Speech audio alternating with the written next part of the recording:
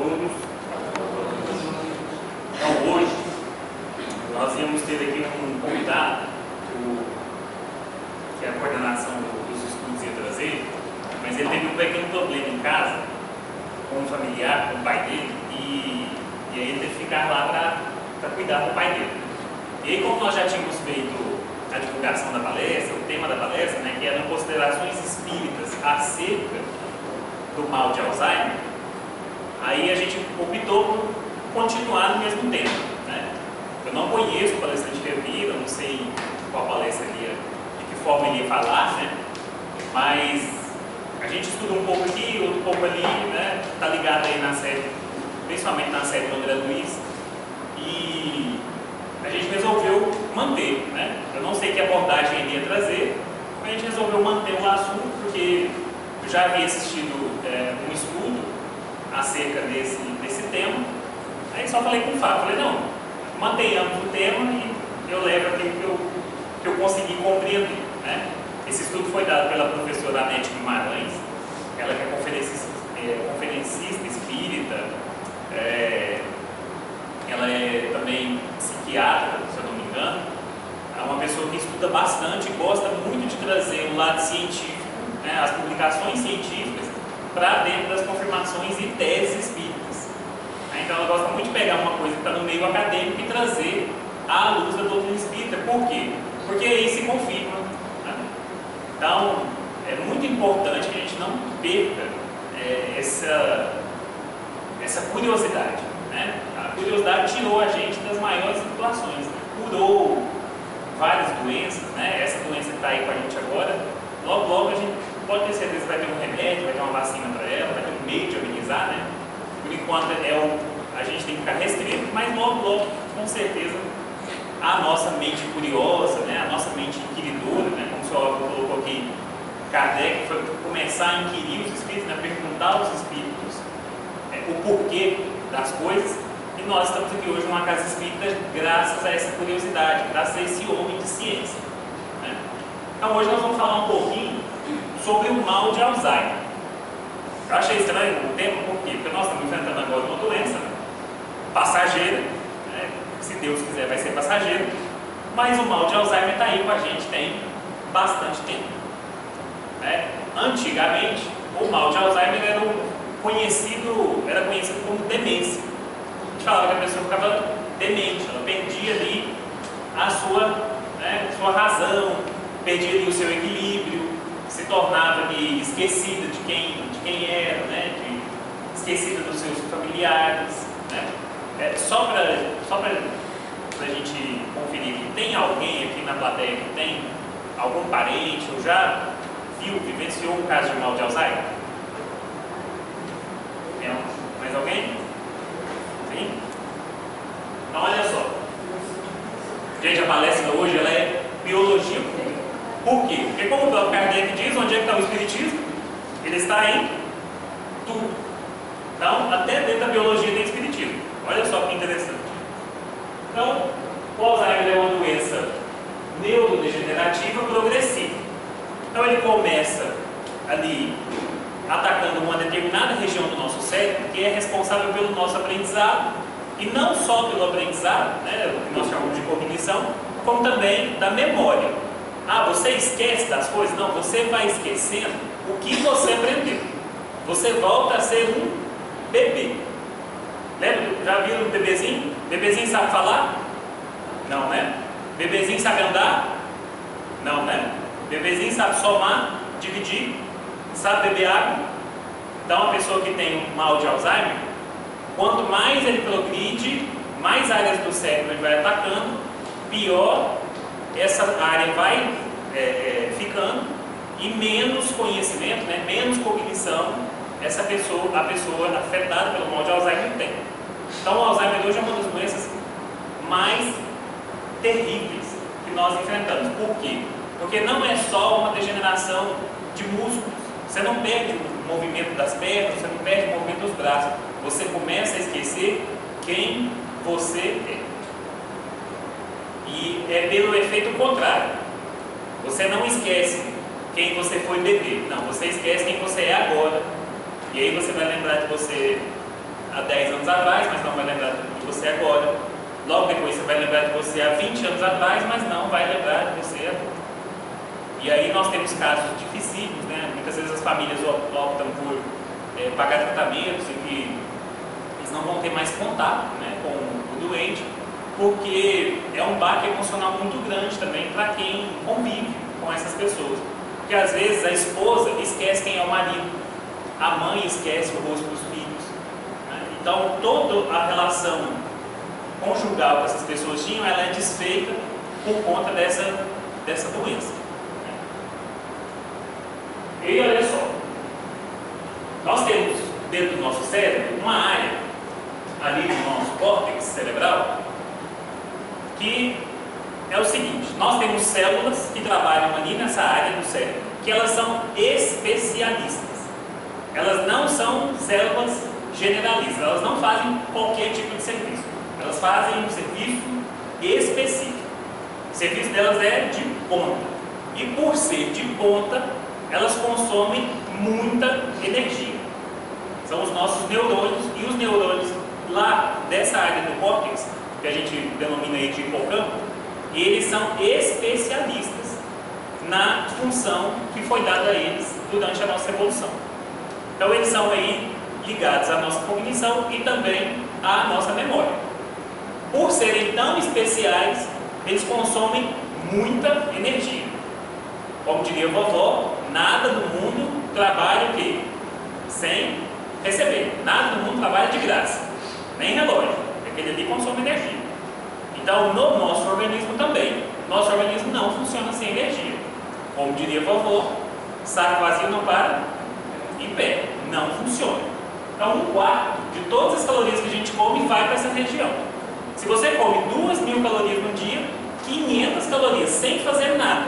Você está deitado lá na cama do hospital, você está deitado lá na sua casa, comeu 2.000 calorias, 500 calorias vão para essa região, porque ela é muito especial. Ela precisa de muita energia. E sempre que há o consumo de energia, né, o que a gente come? Como é que a gente gasta? Como é que a gente obtém energia? Comendo, certo? E o que a gente come? Do que o ser humano é movido? Movido a... Vamos, gente, quem fez Enem aí? O ser humano é movido a um tipo de energia. Você sabe que tipo de energia que é essa? A energia básica, primária, que mantém a gente é a energia solar. O que, Marcos? Eu sou uma planta? Quase. Lembra lá da escolinha, quando o professor ensinava que a luz do sol vem para a Terra, as plantinhas sintetizam a luz do sol e transformam ela em energia, certo? A vaquinha vai lá e come a plantinha, certo? A gente come a vaquinha, ou seja, de forma indireta, todos os seres humanos são movidos a energia solar. E aí essa energia ela é transmutada, né? O André Luiz vai mais além, quem está estudando aí com a gente nas quintas-feiras, né? O André Luiz vai mais além, dizendo para nós que é uma síntese pura, né, da energia solar com o hidrogênio. E que no dia que a gente puder quantificar, calcular e controlar uma molécula de hidrogênio, a gente vai poder dar alimento para todos os seres da Terra. Isso é fantástico. E toda vez que a gente vai fazer comida, a gente faz o quê? Sujeira. Quem já fez churrasco aqui? Vamos pegar um churrasco aqui como base, né? Quem já fez churrasco só para si? Chegou em casa e teve aquela vontade assim de, nossa, hoje eu vou assar uma carne só para mim. Quem já fez? Churrasco para um? Nunca? Muito bem. Quem já fez churrasco para 10 pessoas? Faz sujeira? Muita, né? Quem já fez churrasco para 100 pessoas? Faz sujeira? Tudo que a gente consome vai ser transmutado, certo? Tanto é que em nós mesmos, né, a gente come e tem que ir no banheiro, porque não dá para ficar para sempre aqui dentro. Uma hora tem que colocar para fora, né? O que a gente coloca para fora é isso, é essa queima, né? Já imaginou se a gente não colocasse para fora? Né? Fica até doente, né? As pessoas têm prisão de ventre e tem uma série de outros problemas também relacionados aí à não evacuação do produto ali, né, do bolo alimentar. Então precisa ter essa evacuação. Então, beleza. O que provoca na gente um envelhecimento? Por que a gente envelhece? os cientistas descobriram que as nossas células, elas envelhecem não porque elas têm um prazo de validade, mas porque a gente faz uso delas. Pra vocês terem uma ideia, um cientista pegou um coração de galinha, colocou esse coração de galinha, né, funcionando, vivo, né, dentro de uma sopa ali proteica, e esse coração de galinha viveu por 27 anos. Se você for perguntar para as pessoas que queriam galinha, elas vão dizer que galinha vive, se você não matar ela antes, ela vai viver ali uns 8 anos, 7 anos. Mas o coração dela viveu 27, então o que isso significa? Significa que o uso dado ao coração faz ele o quê? Envelhecer. Essa teoria e essa descoberta gerou aí o que a gente chama hoje de medicina ortomolecular. Os antioxidantes, quem aí passa antioxidante na pele do rosto, para a pele do rosto ficar mais jovem, toma vitamina C, né? Então, os cientistas hoje já dizem que nós, no futuro, vamos poder aí viver até os 200 anos, porque é o que o nosso DNA vive, e, mais importante, com carinha de 20, não com corpo de 200. Então, o nosso corpo tem potenciais enormes, que a gente ainda vai descobrir. Basta lembrar que na Idade Média, a idade né, das pessoas ali chegava mais ou menos até os 40 anos. E uma pessoa de 40 anos era como se fosse uma pessoa de 80 anos hoje, dadas as dificuldades. Então, o uso que nós damos às nossas células faz com que elas envelheçam. Só que tem um negócio: os nossos neurônios aí, que são atacados pelo mal de Alzheimer, eles não envelhecem. As únicas células do nosso corpo que não envelhecem são os neurônios. O neurônio de um bebê vai continuar o mesmo até quando ele tem 80 anos de idade. Ele não vai envelhecer. Mas então por que a gente tem mal de Alzheimer? Para vocês terem uma ideia, daqui a 40 anos, em 40 anos, em 2060 mais ou menos, os cientistas predizem que vão ser no mundo cerca de 20 milhões de pessoas com o mal de Alzheimer. 20 milhões de pessoas. 20 cidades de Goiânia com pessoas que não sabem segurar o garfo, com pessoas que não sabem usar o banheiro e não têm idade. Por quê? Porque no início o mal de Alzheimer foi detectado em pessoas já idosas. Hoje nós já temos pessoas com 40 anos que têm o princípio da doença, e aí com mais 20 anos de vida a doença vai ter atacado ainda mais o cérebro dessa pessoa, a ponto de transformar ela. Vocês imaginem uma pessoa jovem, né, de aspecto saudável, mas que não sabe quem é. Imagina isso agora na economia de um país, imagina isso na economia global. É um dos nossos riscos aí de extinção. Tal como está a doença agora, né, o coronavírus, o Alzheimer também está percorrendo aí o seu caminho. Então, e olha só, uma das coisas interessantes também que nós descobrimos através dos cientistas é que a capacidade cognitiva de uma pessoa de 60 anos de idade é a mesma de uma pessoa de 15 anos. O cérebro de um idoso funciona tão bem quanto o cérebro de um adolescente. Vocês concordam? Pensa nos netos aí, nos filhos. Qual que é a diferença deles para vocês? Só porque você viveu mais, né? E ele ainda não viveu. Mas a capacidade cerebral é a mesma. A capacidade de aprender novas coisas de um idoso é a mesma capacidade que tem um adolescente. Só que no idoso é melhor. O idoso consegue aprender uma fórmula matemática melhor e mais rápido do que um adolescente. Só que eu sei que vocês não estão concordando comigo. Vocês não estão falando, mas eu sei que vocês não concordam. Por quê? Porque tem gente que fala assim: depois dos 40, minha memória acabou. Não lembro mais nada, mas como é que eu vou lembrar de fórmula matemática? E aí é que nós vamos fazer uma analogia aqui. Ó. Olha só esse computador aqui. Você vai lá, compra um computador, ele tem um ótimo processamento, ele tem uma memória RAM incrível. E aí o vendedor, para te mostrar a capacidade do computador, ele abre lá vários programas de uma vez só. E o computador está lá rodando. Você compra o computador todo feliz. Vai embora para casa, chega lá na sua casa, vai mostrar para alguém e o computador está travando. Esse computador aqui, mas lá na loja ele estava ótimo. Por que agora aqui em casa ele não está funcionando? É sempre assim. Para que a gente chegue em casa, parece um negócio da ruim, né? Aí você liga lá no vendedor e fala: ó, você me enganou, o computador está horrível. Tá travando, não estou conseguindo nem assistir Netflix. Tá horrível. Aí o vendedor vira para você e fala assim: você fechou todos os programas que você abriu? Você, levando para o nosso caso, é o seguinte: a dona fica, tem um processador top de linha, que é o cérebro dela. Por quê? Porque ao longo da vida dela, por causa do aprendizado que ela teve, aprendizado que eu digo não é de escola, gente, é de tudo. É de tudo. Falar é um aprendizado. Para a gente aprender a falar, o nosso cérebro deve fazer caminhos. Então o cérebro de uma pessoa de 60 anos tem vários caminhos onde a informação vai mais rápido. Para um jovem, ele ainda tem que criar esses caminhos. E na criação desses caminhos é que o Alzheimer ataca. Nessas pontes que os nossos neurônios fazem é que o Alzheimer vai dificultar. E por isso nós vamos esquecendo e muitas vezes ficando mais debilitados. Só que o nosso cérebro tem uma capacidade de processamento. Se eu abrir 50 programas dentro do meu cérebro, o que acontece com o celular da gente? Quando você abre todos os programas lá no celular e fica tudo travado, da mesma maneira que o computador. Ele vai ficar travado. Ele vai ficar o quê? Mais difícil. O que são os programas, o que são os aplicativos que o nosso cérebro abre? O que é o consumo? Para onde que vai a bateria do nosso cérebro? Então, o que os cientistas também descobriram?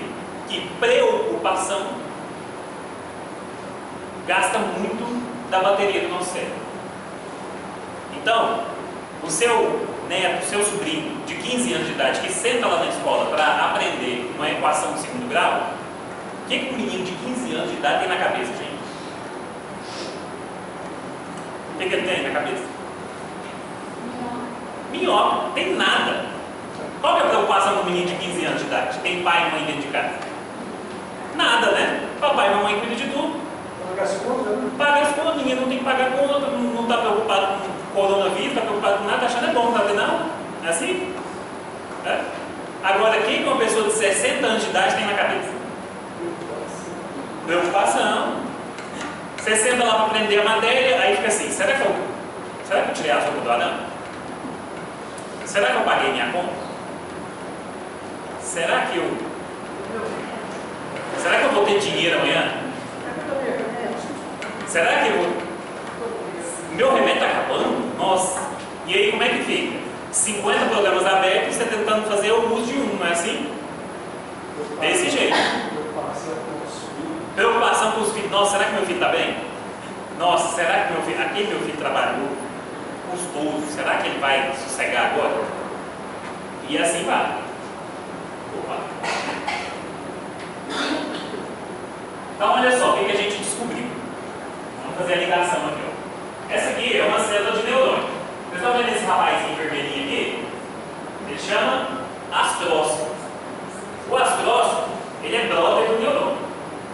O neurônio come, está lá trabalhando, processando energia para a gente poder estar aqui conversando, aprendendo e tudo mais. O astrócito limpa a sujeira do neurônio. Porque como ele come, faz sujeira, não faz? Ele está lá fazendo churrasco para ele. Alguém tem que tirar a cinza, não tem? É esse rapazinho aqui, ó, o astrócito. Ele ajuda a pegar a sujeira e jogar essa sujeira fora. A gente excreta a sujeira do cérebro também. Só que aí ela cai no líquido que permeia o nosso cérebro, vai para a corrente sanguínea e o nosso sangue, né, através das nossas glândulas, através do nosso sistema excretor, joga essa sujeira para fora. Quem tem mal de Alzheimer tem esse rapazinho aqui atacado. Esse brother do neurônio aqui, ele é atacado.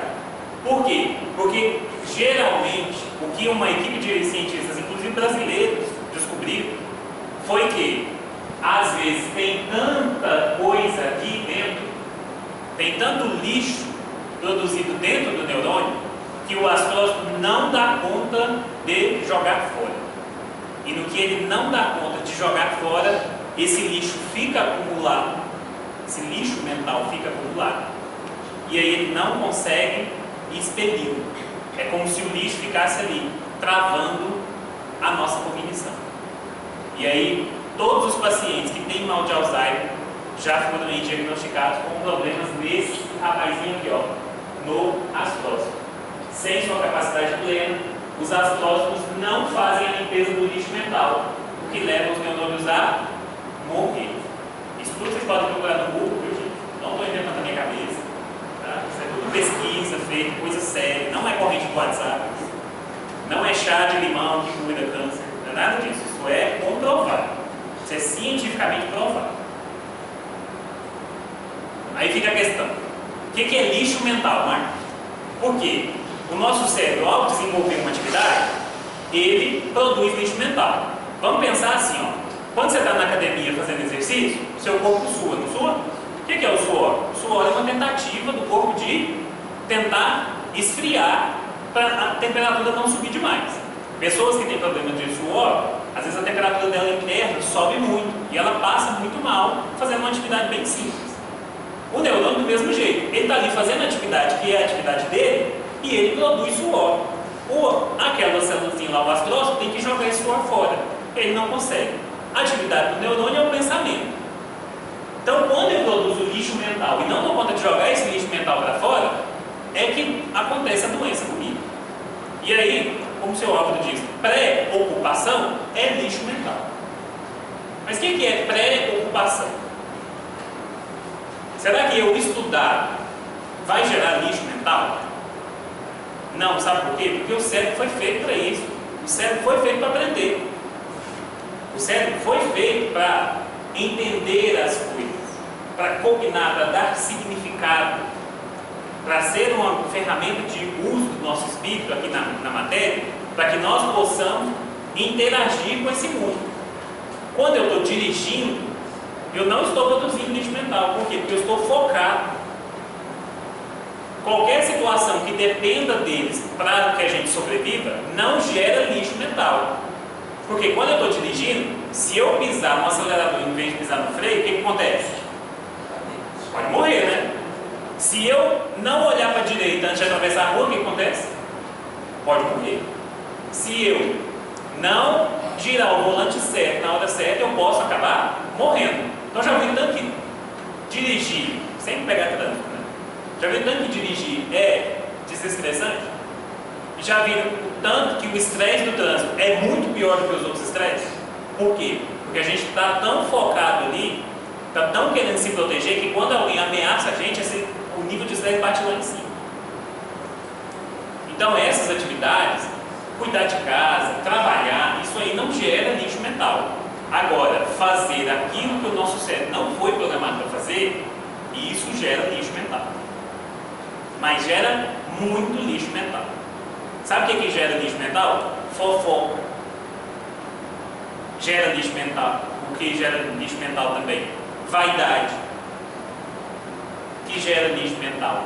Preocupação demais, excessiva.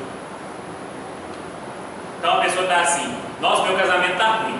Aí ela só sabe falar que o casamento dela está ruim. Meu casamento está ruim, meu casamento está ruim. Ela está o quê? Preocupada, porque ela não está fazendo nada. Ela só gosta de reclamar. Por que você não vai fazer alguma coisa para melhorar o seu casamento?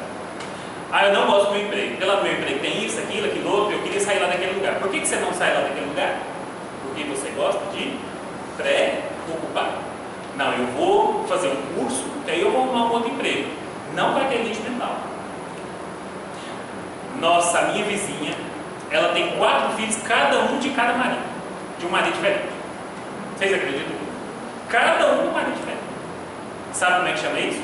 Pré-ocupação. O que você pode fazer na vida da vizinha? Nada, não é mesmo? Não pode fazer nada. Você vai fazer o quê? Você vai lá dar uma lição de moral na sua vizinha, né? E aí vamos trazer aqui para o ambiente do GESB, né? Vamos trazer aqui para a Casa Espírita. Fulano não faz nada aqui dentro da Casa Espírita. Fulano só fofoca. Fulano não vem no trabalho hoje. Fulano só deixa de entender. Isso é o quê? Pré-ocupação. O que eu estou fazendo com a minha cabeça? Enchendo os meus neurônios de lixo mental. E aí agora vocês podem fazer o cálculo individual de vocês, de quantas horas por dia vocês passam gerando lixo mental. E aí você pode calcular também a porcentagem de Alzheimer que você já tem. Por quê? Como nós já aprendemos no Espiritismo, não existem o quê? Doenças, existem pessoas doentes. Isso é uma condição do Espírito. Da mesma maneira que a Bibiana começou há 20 encarnações atrás a tocar violão e e a se envolver com música, para ela ter a capacidade de música dela hoje, 20 anos atrás, a gente não estava cuidando do nosso lixo mental e hoje ele pode se transformar sim em um Alzheimer. A gente não sabe se vai ser nessa encarnação, se pode ser na próxima. Ninguém quer jogar contra eles, quer? Não, eu vou apostar aqui, vou passar minha vida inteira preocupado. Vou viver mais a vida dos outros do que a minha. Lá no Mundo Maior, o 5º livro aqui da série do André Luiz, que nós vamos estudar no semestre que vem, se Deus quiser. No 3º capítulo, o Calderário, que é o mentor desse livro que vai acompanhar o André Luiz, vai ensinar para ele o que é o lixo mental. Ele vai falar com essas palavras, lixo mental.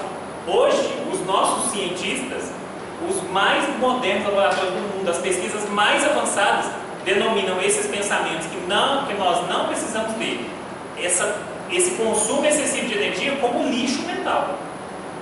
Então, em 1947, porque esse livro aqui é de 1947, a gente não fazia nem noção do que era isso. Então, não tem como chegar no plano espiritual e falar para Deus assim: ô Deus, eu não sabia o que era lixo mental. Aí ele vai falar para você: mas lá no centro da biblioteca, lá, era só ir lá pegar o livro, está lá explicando o que você pode, o que você não pode fazer. Eles já estavam falando disso em 1947. E aí, e agora? Que a gente já descobriu que a gente tem essa quantidade gigantesca de lixo mental dentro da gente. Vai perguntar a Kardec, lá na pergunta 909: poderia sempre um homem, pelos seus esforços, vencer as suas más inclinações? Oh meu Deus, eu sou fofoqueiro. Agora, além de fofoqueiro, eu estou descobrindo que eu vou ter mal de Alzheimer. Socorro, me ajuda! E aí, como a doutrina espírita é uma doutrina de consolo, porque ninguém está aqui para descer o tapete de ninguém, a gente está aqui para consolar. Olha só o que os espíritos vão consolar a gente e dizer: sim, frequentemente fazendo esforços muito insignificantes. Você quer mudar de vida? É só você fazer um esforço insignificante. Ah, eu quero perder 40 quilos. Olha o que os espíritos estão falando aqui, ó. É um esforço insignificante. Eu quero deixar de ser fofoqueiro. Faz um esforço insignificante.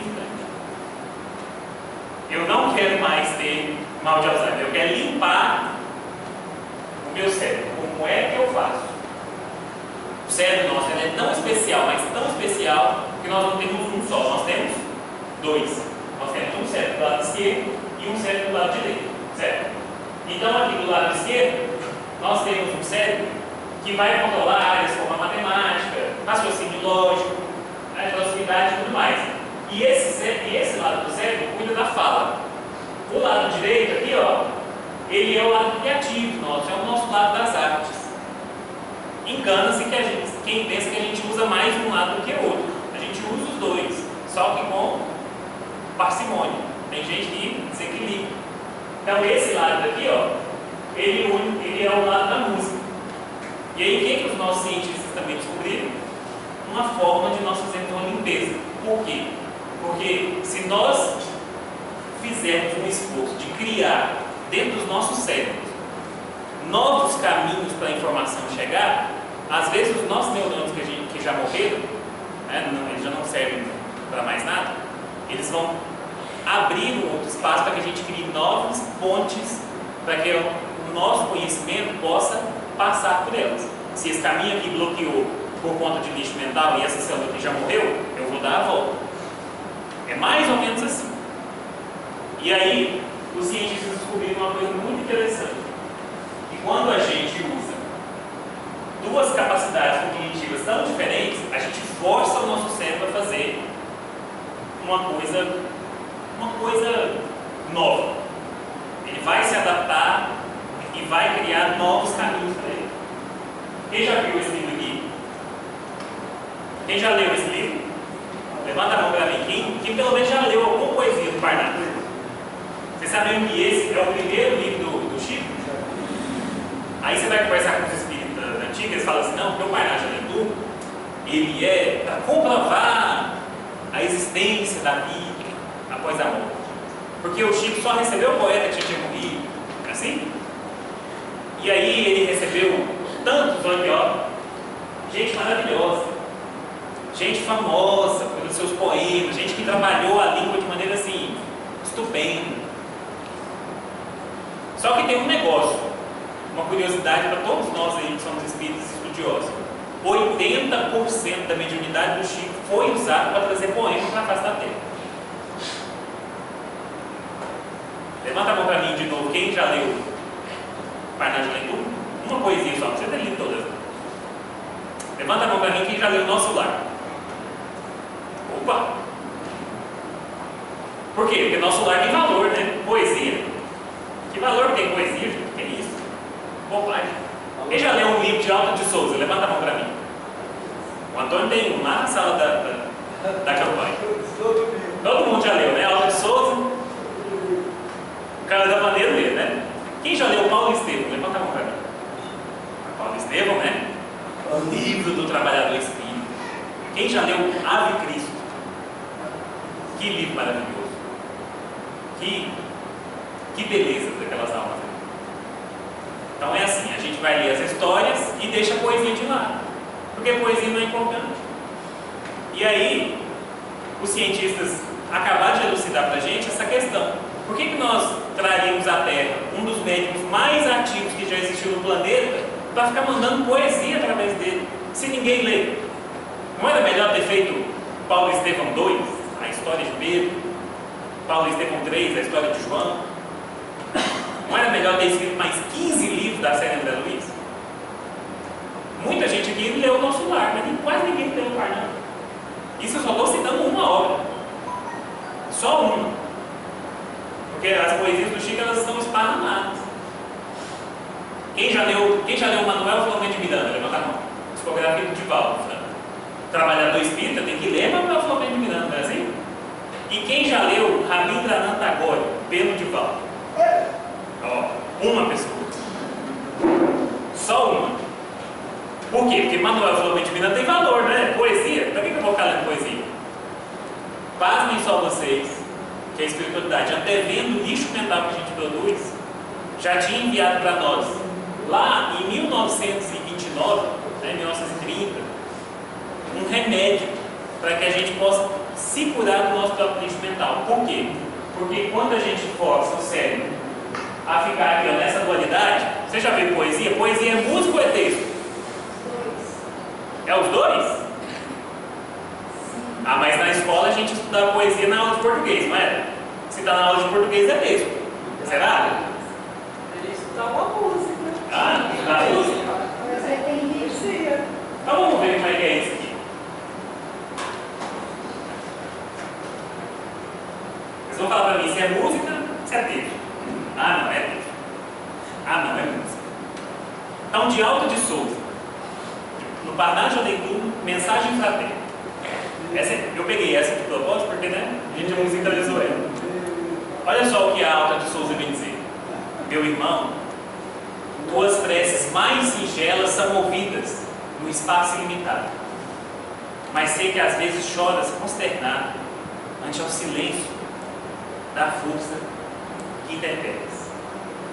Volve ao teu templo interno abandonado, a mais alta de todas as capelas, e as respostas mais lúcidas e belas hão de deixar-te deslumbrado. Ouve o teu coração em cada prece. Deus responde em ti mesmo e te esclarece, com a força eterna da consolação. Compreenderás a dor que te domina, sob a linguagem pura e peregrina da voz de Deus em luz de redenção. Não é maravilhoso? Depois a menina vai até tocar aqui que você vai. Depois nós vamos tocar. Por quê? Porque ela fica assim, ó, eu não sei o que é. Ah, Marcos, mas você está falando para mim que eu tenho que declamar poema, eu não gostei desse não. Então vamos pro outro. Aqui dentro do Parnaso, olha só. Esse aqui é do Cassimiro Cunha. Flores silvestres.